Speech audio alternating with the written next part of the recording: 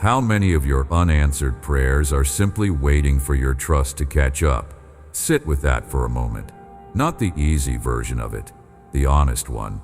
How many of the things you have been begging me for are not delayed by my hesitation, but by the small audit you keep running on every move I make? You ask, and then you watch.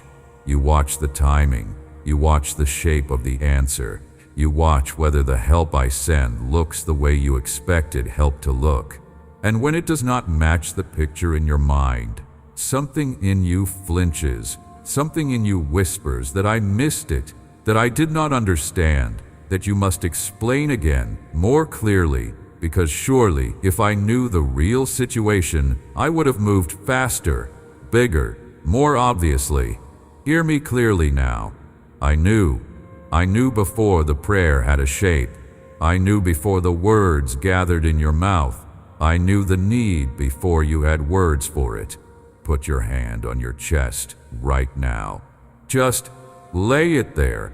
Feel the rise and fall under your palm. That breath, that quiet rhythm running underneath every plan you have made today was given by me without you ever asking for it.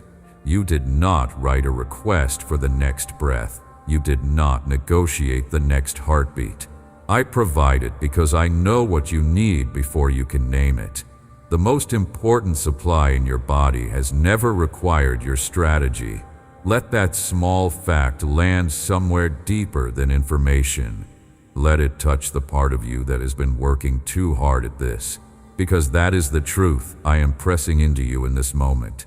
You have been treating me like a request system, a complicated office where you submit forms and wait for approval and resubmit if the answer feels too slow. And then you spend half your piece checking whether the form was filed correctly, whether you used the right words, whether you offered the right reasons. You have made prayer into paperwork. And paperwork is not the relationship I offered you. I am not a desk. I am a father. I am not an inbox. I am the one who already studied your life before you walked into the season you are walking through now. Think of how strange it would be if a small child kept handing the parent a written list of what the child needed to eat, to drink, to wear, to sleep on. That parent already knows. A parent has been the one providing all of it from the day the child arrived. A list is sweet, but it is not necessary in the way the child believes it is. Parents do not love the child more for the list. They do not love the child less without it. A parent loves the child because the child is the child. Provision flows because the relationship is real, not because the request has been worded correctly. You are that child. Your list has been your prayer life for too long. I am asking you to keep talking to me, but to talk to me the way a child talks to a parent, not the way a citizen talks to a clerk. A clerk wants information. A parent wants you. I want you. Conversation is the point. My provision was already in motion before the conversation began. I have heard every prayer you offered in the wrong words, every prayer that came out clumsy, every prayer that did not finish itself because you got distracted halfway through, every prayer that was actually a sigh, every prayer that was just your name said in a quiet voice followed by silence because you did not know how to continue. None of those were rejected. None of those needed editing before I could understand them. I read the meaning underneath the words. I always have. So if you have been afraid that your prayers were not strong enough, not eloquent enough, not specific enough, lay that fear down. The eloquence is not the point. The presence is the point. You showed up to talk to me. That is enough. That is always enough. I want you to feel the difference between those two postures. The first one is exhausting. It keeps you scanning, refreshing, checking. The second one is rest. The second one says, the one I am asking already knows. The second one stops auditing my reply and starts trusting my character. That second posture is what I am inviting you into, not later. Inside the words you are hearing, you have been very tired. I have watched it. The tiredness is not only from the situation itself, it is from the second job you took on without realizing, the job of managing my response, tracking it, grading it, wondering if I noticed, wondering if I cared, wondering if you should pray it again, more urgently, in case the first version did not reach me. That second job is what is wearing you out. The first job, the actual living of your life, is something you can carry. The second job was never yours to hold. Lay it down where you sit. You can lay it down in pieces if you need to. You do not have to drop the whole weight at once, but begin. Whisper this back to me, slowly, just under your breath. You know what I need before I find the words. Say it once. You do not have to feel it yet to say it. Sometimes the saying comes before the feeling, and that is all right. Here is what I want you to understand about your prayers. The ones you keep repeating, the ones that feel unheard, the ones you stopped saying out loud because you got tired of hearing your own voice ask for the same thing. None of those prayers fell through a crack in heaven. None of them got lost in the hallway. Not one. I heard the first one. I heard the silent version you only thought. I heard the version that never made it past the lump in your throat. I heard the one you prayed at the wheel of your car when no one else was listening.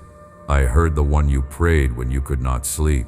I heard the one that came out as anger because you did not know how else to send it to me. All of it reached me. All of it. So if all of it reached me, why does it feel unanswered? That is the real question underneath the tiredness. Let me speak to it directly. The thing you have been calling silence is not silence. It is preparation. It is the careful work of arranging what you actually need rather than what you asked for in the heat of the moment. You asked for a relief. I am building a foundation. You asked for a shortcut. I am clearing a road that will hold you for years. You asked for something small that would have left you in the same place. I am working on something larger that requires the corners of your life to be moved. You did not see the work because the work has been happening in rooms you have not been allowed into yet. That is not me hiding from you. That is me protecting you from watching a half-built thing and judging it before it is finished. You have been judging a half-built thing. That is the honest part of this. You have been peering into a construction site and concluding that nothing is being made because the windows are not in yet, because the walls are still raw, because the floor is uneven. And then your heart sinks because you assume my silence means absence, my delay means rejection, my different answer means denial. None of those equations are true. Silence is not absence. Delay is not denial. A different answer is not a no. It is sometimes a yes you did not recognize because it arrived in clothes you did not pick out. Look at this carefully. The version of the answer you wrote in your head was made by someone with limited information. You used what you knew. You used the past you remembered. You used the fears you had absorbed. You used the rules other people taught you about what life is supposed to look like. From those materials, you built a picture of what the rescued life should look like. That picture was sincere. That picture was a real attempt to imagine goodness. But the picture was small because the materials you were using were small. I am not limited to those materials. When I build the answer to your prayer, I build it from a wider workshop. I have access to your future. I have access to the futures of the people connected to you. I have access to seasons that have not been born yet. I have access to skills you do not yet know you will need. I am building something that fits all of that, not just the corner you were standing in when you wrote the prayer. That is why my answer sometimes does not match your picture. The mismatch is not me ignoring you. The mismatch is me caring more than your picture allowed me to. There is something else I want you to see. Sometimes the delay is not even about the answer at all. Sometimes the delay is about who you are becoming while you wait. The version of you who would have received the answer 6 months ago would not have been able to hold it the way the version of you who is being formed right now will be able to hold it. The wait is not wasted. The weight is shaping the hands that will eventually carry the gift. If I had given you what you asked for the moment you asked for it, your hands would not have been ready, and the gift would have slipped or shattered or grown into a weight you could not steady. I am building the carrier and the cargo at the same time. You are the carrier. The thing you have been asking for is the cargo. And the careful pace of all of this is the kindness, even when it does not feel like kindness from inside the weight. Stop reading the silence as absence. Read it as architecture. I want to tell you something about the way I know you. Not the polite version, the real one.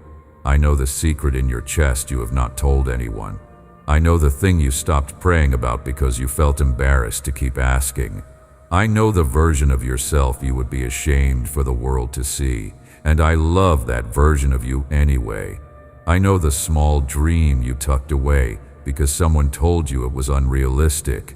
I know the apology you have been waiting for that may never come from the person who owes it. I know the season you survived that no one ever credited you for. I see it. I have always seen it. And underneath every prayer you have ever offered, even the ones that sounded like complaints, I have been hearing the deeper request.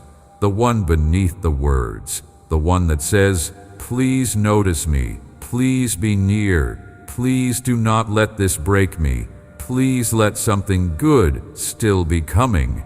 That deeper request is the one I am answering, not always the surface one. The surface one might be about a job, a person, a door, a verdict, a healing, a return. The deeper one is about whether you are held. Whether you are held has been settled since before the world had stars in it. You are held. The surface answer is unfolding in time. The deep answer was finished before you were born. I want you to feel the relief in that. The most important question of your life has already been answered. You spent years afraid it might not be. You watched other lives and wondered if their answer was different from yours, if they had been chosen for safety and you had been overlooked. They had not been chosen over you. There is no scarcity in my care. The room is large enough for everyone, and the heldness offered to them was offered to you in the same instant. You were never the leftover. You were never the afterthought. You were not the one I forgot when I was distributing the love that the others received. The love arrived at every door at the same time. If you have not always felt it, the not feeling was a wound, not a fact. Wounds can heal. Facts cannot be argued with. The fact is, you're loved. The wound is the part of you that has trouble believing it. I am here to tend the wound, slowly, gently, for as long as it takes.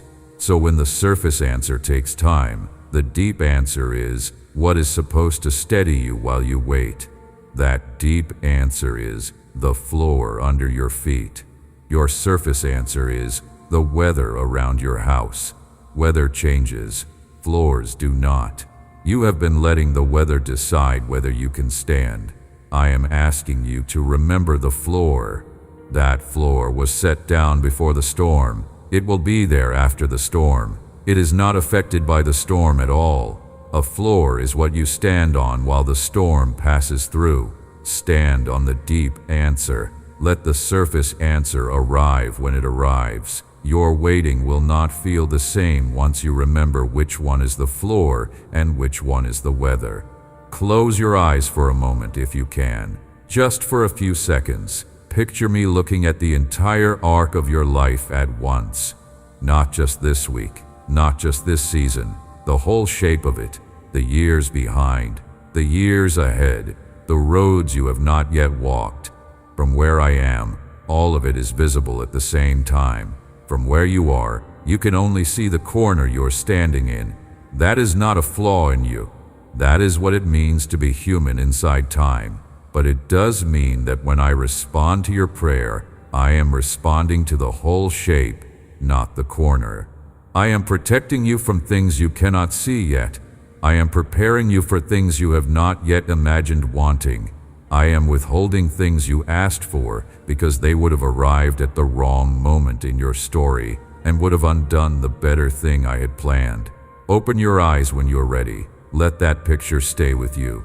If these words are landing in you, leave a quiet amen in the comments below. Not for me. For your own small commitment to letting trust grow another inch today. The hand of someone reading these words later may need to see that you stayed, that you did not click away, that you let me speak to the part of you that has been most tired. Your amen is a stake in the ground for your own heart and a thread thrown across the room to a stranger who will need it tomorrow. Now hear me on this next part, because this is where the work of trust actually happens. You have been asking me to fix the situation. I want you to ask me something different. I want you to ask me to be near you in the situation. Those are not the same prayer. The first one assumes the situation must be removed for you to be all right. The second one assumes that I can be all right with you in the middle of it, and that my presence inside it changes what the situation means, even if the situation itself is not yet changed. Both prayers are welcome, but one of them will keep you locked in waiting. The other will free you while the answer is still unfolding. Trust is not the absence of questions. Trust is the willingness to live without all the answers because you know the one holding the answers. That is the relationship I have offered you, not a contract where I owe you explanations, a friendship where I owe you my faithfulness, and I have never failed to deliver that. Look back at your life, not at the parts you wish had gone differently.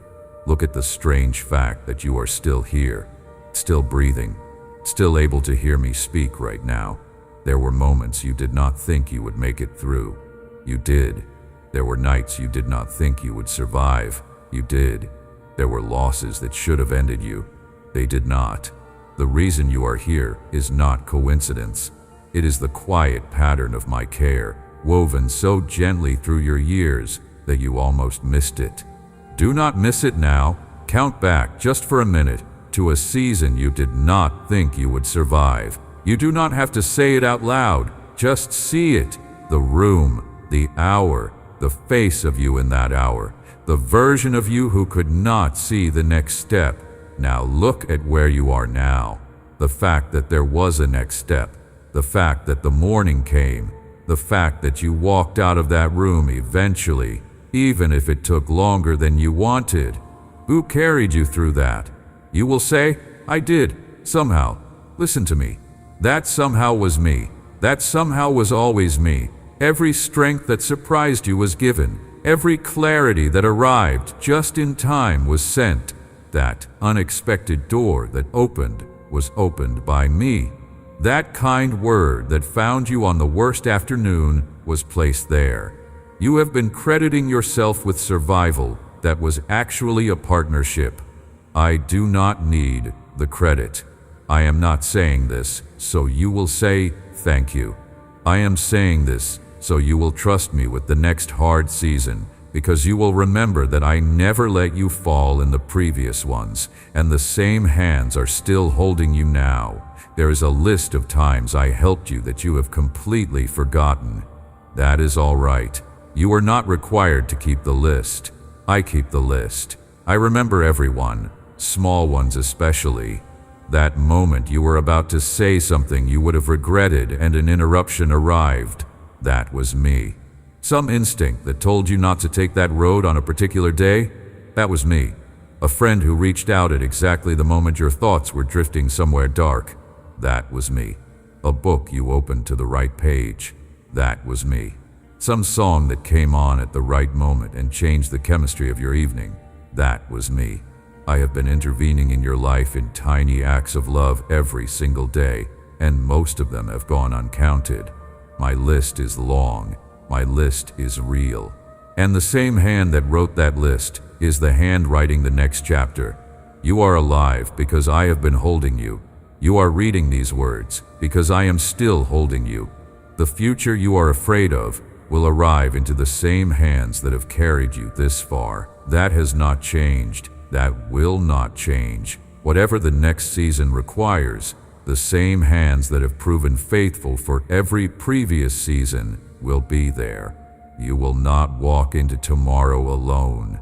You have never walked into a single day alone, even on the days when loneliness was the loudest sound in the room. I was there. I walked beside you. I walked beside you when no one else stayed. I walked beside you when you could not feel me. The feeling was not the proof. My presence is the proof, and my presence has not depended on your awareness of it. Breathe with me. 3 slow breaths. In, out, in, out, in, out. Let your shoulders drop on the third one. Let the tension in your jaw release. The body has been holding the prayer too. The body has been clenching what the heart has been asking. You can let your body unclench because the prayer has already been heard. There is nothing left to grip in your shoulders. There is nothing left to hold in your jaw. Lay it down. I want to speak to the specific thing you have been most afraid I would not handle. You know what it is, the one you have not even let yourself name in your prayers because naming it felt too heavy. The one that wakes you up earlier than you wanted. The one that lives in the back of your mind during conversations that should have been easy. I want you to hear me about that thing. I knew it was coming. I knew it before you knew. I did not place you here without preparation. I placed you here because you are stronger than this thing, and the strength I gave you is not theoretical. It is real, and it is already inside you, and it is going to surprise you when you finally have to use it. You are going to look back at this season and notice that you did not break. You bent, you wept, you doubted, but you did not break. And the not breaking was me holding the bones of you together while the storm tried to do its worst. The thing you are afraid I will not handle is already being handled. You have been preparing for a disaster that I have been quietly redirecting. You have been bracing for an outcome that is not the outcome that is coming. Your imagination has been showing you the worst version of the next chapter, and your imagination is not a prophet. Your imagination is a scared child who has watched too many storms. I am the one who actually writes the chapter, and the chapter I am writing for you has more goodness in it than your imagination has been able to picture, because your imagination is constrained by what you have already known, and I am not constrained by anything. I can do more than you have learned to ask for. I can do more than you have allowed yourself to hope for. I can do more than the grief of your past has trained you to expect. Notice how often the worst-case version has been the one playing in your head. Notice how rarely a best-case version even gets a chance to take the stage. Your imagination has a habit, and the habit has been protecting you. The habit says, if I imagine the bad thing first, I will not be surprised when it arrives. That habit was a survival tool you picked up somewhere. It made sense at the time, but the habit has outlived its purpose. The bad thing is not arriving the way the habit insists. And every time you let the worst-case version play out in your head, you spend the emotional energy of having lived through it without the actual benefit of resolution. You have been suffering imaginary disasters for free. Stop paying that price. The next time the worst-case picture starts to play, interrupt it. Tell it the truth. The one who knows the future is not afraid of it, so I will not be afraid of it either, because I am held by the one who knows. Practice that interruption. The practice will retrain the habit. The retraining will give you back the energy you have been spending on disasters that never happened. I want you to understand how my timing works, because you have been measuring it against the wrong clock. You have been using the clock of your urgency. That clock runs fast. Every minute on that clock feels like an hour because the urgency has been pressurizing you. I do not run on the clock of your urgency. I run on the clock of your wholeness. Wholeness takes longer than urgency. Wholeness is patient. Wholeness will not hand you a quick answer that solves the surface and leaves the deeper thing untouched. Wholeness waits for the deeper thing to be ready and then heals the surface and the deeper thing in the same motion. That kind of integrated answer takes more time. It is also a different category of answer. It is the kind of answer that does not need to be redone in 5 years. The fast answer would have asked for redoing. The whole answer settles the matter. So when you feel like I am slow, what you are actually feeling is me being thorough. Slow and thorough are not the same word. Slow can be carelessness. Thorough is care. I am thorough. So lift your eyes, not metaphorically. Actually lift your face for a moment. Let your gaze move upward, just a little. Even a small physical movement teaches the soul something. The body and the heart are connected, and a face that has been bent toward worry can teach itself a different posture by practicing a different posture. Lift your face. Now soften it. Let the small line between your eyebrows release. There. That is closer to the face I made. The worried face was not your original face. The worried face was something the years pressed into you. Let some of that pressing come out today. You have permission. I knew the need before you had words for it. This is the second time I am speaking that line into you on purpose, because once was not enough, because some truths have to be said twice before the heart begins to lean toward them. Hear it again now, slower. The knowing arrived before the asking, before the prayer found its shape, before the worry had a face, before the situation became a situation. I knew, and the knowing was not passive. It was the kind of knowing that began to act. By the time you noticed the problem, the answer was already in motion somewhere in the unseen. By the time you brought it to me in words, I had already been at work on it without an announcement. The reason you sometimes feel that nothing is happening is that I have been working in places you cannot see yet. Trust is what allows you to live like the unseen work is real. Because it is. Here is the part I want you to take with you when this ends. Trust is not something you produce by squeezing. You cannot grit your teeth into trust. You cannot force yourself into peace by trying harder. Trust grows the way a garden grows. You water it. You give it sun. You stop yanking at the roots to check if they are working. You let it take its time. Every time you choose to lay down the small audit you have been running on my response, the soil of your trust gets richer. Every time you let go of the mental ledger where you have been tracking my replies, the roots of your peace get deeper.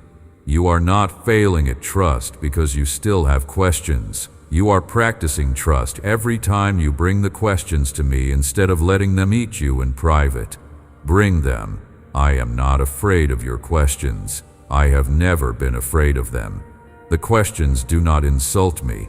The questions are part of how trust grows. A child who feels safe enough to ask is a child who is already trusting more than the child who is too afraid to speak. You are safe enough to ask. You always have been. Ask me the hard things. Ask me the angry things. Ask me the things you would never say out loud to a person because you would be ashamed for them to know. I am not a person. I am the one who made you, and there is nothing inside you that I have not already seen. And the seeing has not made me love you less. It has made me love you with full information, which is the only kind of love that holds. People love you with partial information, and they sometimes leave when more is revealed. I love you with everything revealed, and I am not leaving. Let that triple promise sit in your chest. I am not leaving. I have not left. I will not leave. The thing you most fear losing was never going to be lost in the way you feared. The relationship between you and me does not depend on your performance. It does not depend on your steadiness. It does not depend on you having the right kind of faith on the right kind of day. It depends on me, and I have already shown you what I am like. I have shown you in your own past. I have shown you in the moments you survived that you did not think you would. I have shown you in the small mercies you stopped counting because you got too used to them. The roof over you is a mercy. The food you ate today is a mercy. The breath rising and falling under your hand right now is a mercy. The person who texted you something kind when you were not expecting it was a mercy I sent. The unexpected thought that lifted your mood for 10 minutes yesterday was a mercy I sent. The reason you are not as broken as your story would have predicted is because mercies have been arriving in such steady quiet that you stopped seeing them as mercies at all. Begin to see them again. Begin to count them again, not as a religious exercise, as a re-education for your eyes. Your eyes have been trained by hardship to look for what is missing. I want to retrain your eyes to look for what is given. Both are true. Both have been happening at the same time. But the second one has been quieter, and you have been listening for the loud thing instead of the quiet thing, and the quiet thing has been everywhere all along. Look around the room you are in.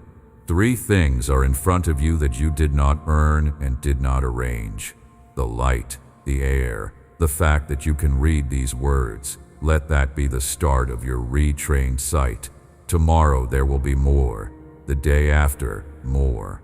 By the end of this week, if you let your eyes stay retrained, you will begin to feel something shift in the floor of your soul. The floor that has been tilted toward worry will begin to level out toward gratitude.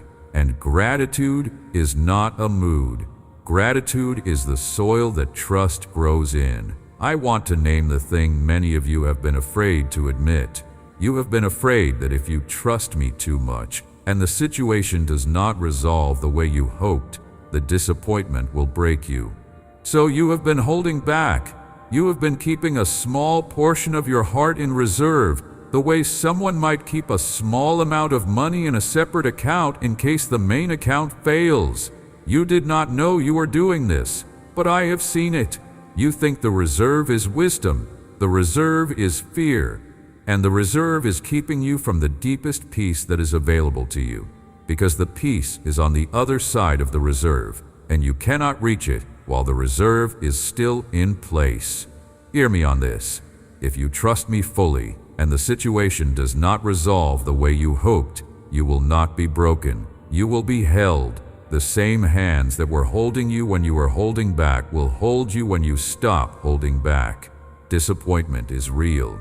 Disappointment is also survivable. Disappointment in my hands becomes something different than disappointment in your hands alone.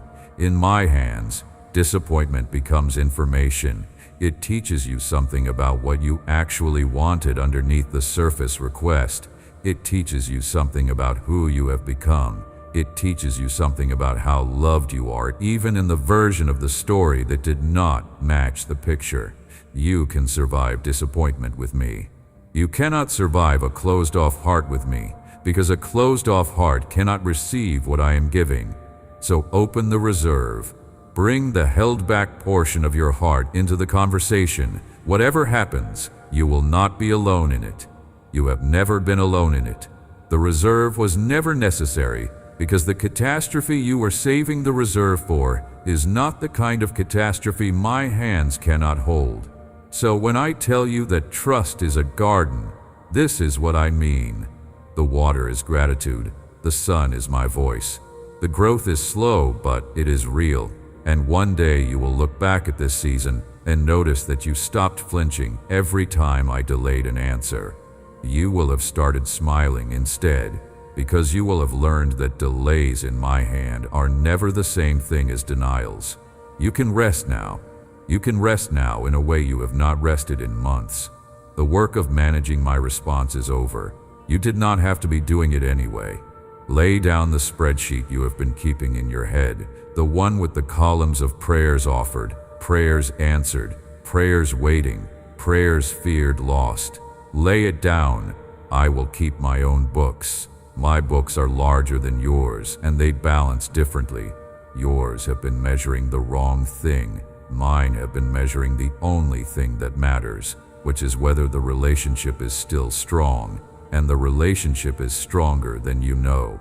Notice the muscles in your body that have been bracing, the shoulders, the lower back, the small spot between your eyebrows, the jaw, the fingers that have been curling without you noticing. Each of those clenched places has been holding a piece of the spreadsheet for you. Your body has been carrying what your mind has been refusing to release. So as the spreadsheet goes, so the muscles can go. Let the shoulders drop 1 more inch. Let the back loosen. Let the fingers uncurl. The body knows when peace is being offered. The body wants to receive it. It has been waiting for permission. I am giving the permission now. Receive it in your shoulders first. Receive it in your hands second. Receive it in the small space behind your eyes third. The body and the heart are one system. When the heart trusts, the body softens. When the body softens, the heart finds it easier to keep trusting. They teach each other. Let them teach each other now. There is one more thing I want to put into your hands before this ends. A practice. Something small. When the next dawn finds you, before the day takes over, before the worry returns to its usual seat in your chest, say one sentence into the morning. Today is held. Just that. 3 words. Not a long prayer. Not a list. 3 words. Today is held. Then go about your morning. The sentence will work in you while you make your coffee, while you wash, while you begin your tasks. The sentence will whisper itself back to you in moments you did not expect, when the difficult phone call comes, when the email you were dreading appears, when the thought that has been haunting you tries to take its usual seat. Today is held.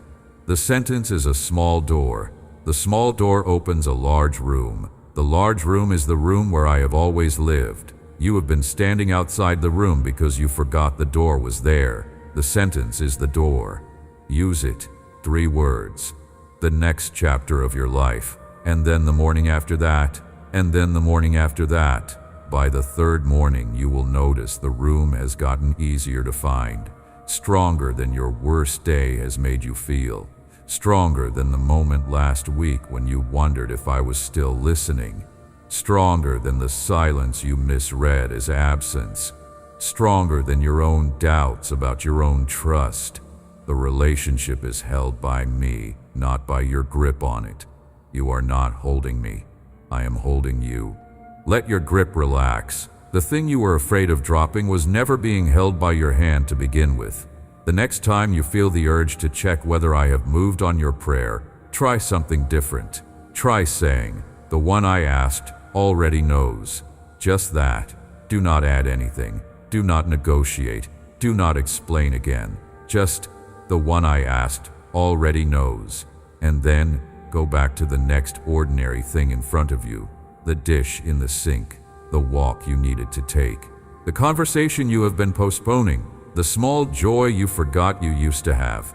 The ordinary moments are where I meet you most. The dramatic ones get the headlines. The ordinary ones get me. I am in the dish in the sink. I am in the cup of warm liquid in your hands. I am in the brief silence between 2 thoughts. I am in the small, unexpected kindness from a stranger. Watch for me there. You will find me more often there than in the lightning storm you keep waiting for. I have been wanting you to discover this for a long time. The dramatic experience of me is real, and sometimes I do arrive that way. But the steady experience of me is the one that holds a life together, and the steady one is woven into the small things. People who only look for the dramatic version miss me 99 days out of 100, and then wonder why their faith feels thin. People who learn to find me in the ordinary find me almost every hour. They are not more spiritual. They are just better at looking. You can become better at looking too. Begin with one ordinary thing each day. The first sip of warm liquid in the morning. Pause for half a second before you swallow it. Notice that I gave it. The first bite of food. Pause. Notice that I gave it. The first deep breath you take outside. Pause. Notice that the air is mine, and I gave it. These tiny noticings will accumulate. By the end of a month, your relationship with me will feel different, not because anything outside has changed, but because your eyes will have learned the new sight. The sight is the gift. The sight changes everything. You are loved. You have been loved without interruption since the first instant you existed. The love did not pause when the situation got hard. The love did not pause when you stopped feeling it. The love has been a steady underground river running beneath every dry season of your life. The river is still running. Put your foot down anywhere on the ground of your life. and the river is right there beneath you. You do not have to dig for it. You have to trust that it is there, and if you stand quiet enough, sometimes you will hear it. The hearing comes after the trusting, not before. So trust first, and the hearing will follow. That is the order I am inviting you into. Trust before evidence. Trust before resolution. Trust before the situation looks the way you wanted it to look. Trust because of who is holding the situation, not because of what the situation looks like. People will tell you that this kind of trust is naive. It is not naive. It is the most informed posture available to a human heart, because it is built on the only thing that does not change. Circumstances change. People change. Even your own moods change. My character does not change. Trust placed in something that does not change is the most stable thing a person can build a life on. Build there. The walls you build on top of that foundation will hold. The walls you build on top of any other foundation will eventually need rebuilding. I am offering you the unmovable place. Stand there. Stand there even when the wind comes. Especially when the wind comes. The wind will pass. The standing place will not. Amen. If these words found a quiet place in you, let your heart stay close. Subscribe so the next message reaches you when you need it most. Like this, share it with someone you love who has been tired in their prayers, and rest in this stillness, knowing that the one you have asked already knows. May your trust grow another inch today. May your peace settle deeper than the situation. May the river beneath your life rise gently into your awareness. You are held. You have always been held. Rest there.